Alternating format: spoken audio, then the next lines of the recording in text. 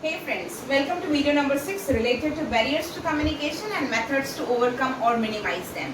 In my last video, we spoke about socio-psychological barriers and we covered many socio-psychological barriers. Coming to last few, the next type of socio-psychological barrier is self-centered attitude. Now, there are people who have completely selfish nature. So they are having a self-centered attitude towards everything. You communicate to them, they will not take the remaining communication, whatever is appealing to them, whatever is for them, they will take it and the rest of the communication is just kept away. Self-centered attitude is when a human being is only concentrating or highlighting on the things which are of his or her own work or own importance or own meaning. Okay, then the next one is related to self-image. Now, image is something which is built over years. You cannot say that any human being's image is built in a day or two or in a month or two or in a year or two. It takes several years for anyone or everyone to build a kind of image.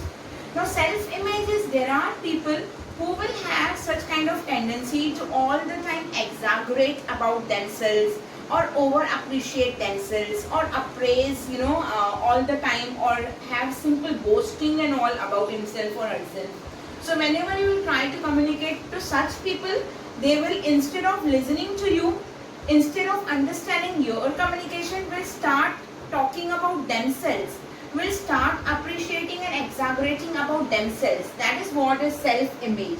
Some of the times when you will tell them that this is something which is wrong in you, they won't accept it.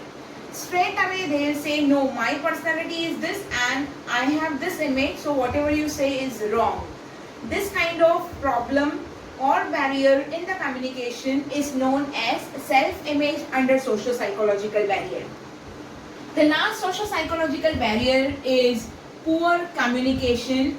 And this is the most important socio-psychological barrier according to me, because not everyone is a good communicator.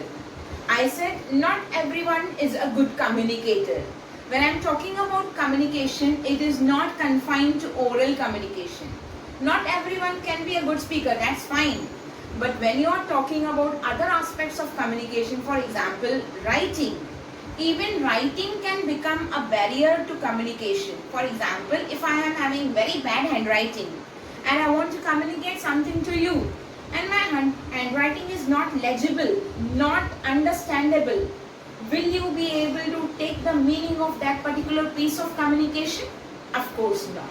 So that is what is poor communication, also is one of the very big socio-psychological barriers.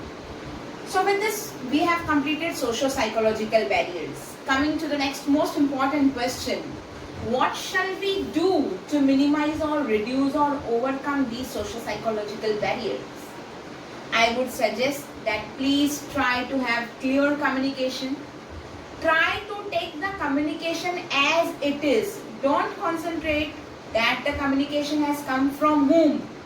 Otherwise, all the time the emotions, prejudices, selective perceptions will come into the picture. Please concentrate and have the essence and charm of the message.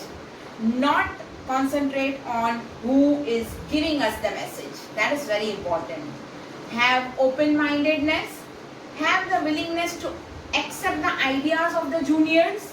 Just try to welcome all the innovativeness and the creativity. Please keep aside all your likings and dislikings. Please keep aside your assumptions and presumptions and see how all these socio-psychological barriers will be removed from your communication. This is all related to socio-psychological barriers. We will talk about the last category, that is cross-cultural barriers, in my next video. Thank you so much. Hope you are understanding and loving it. Happy learning to all of you.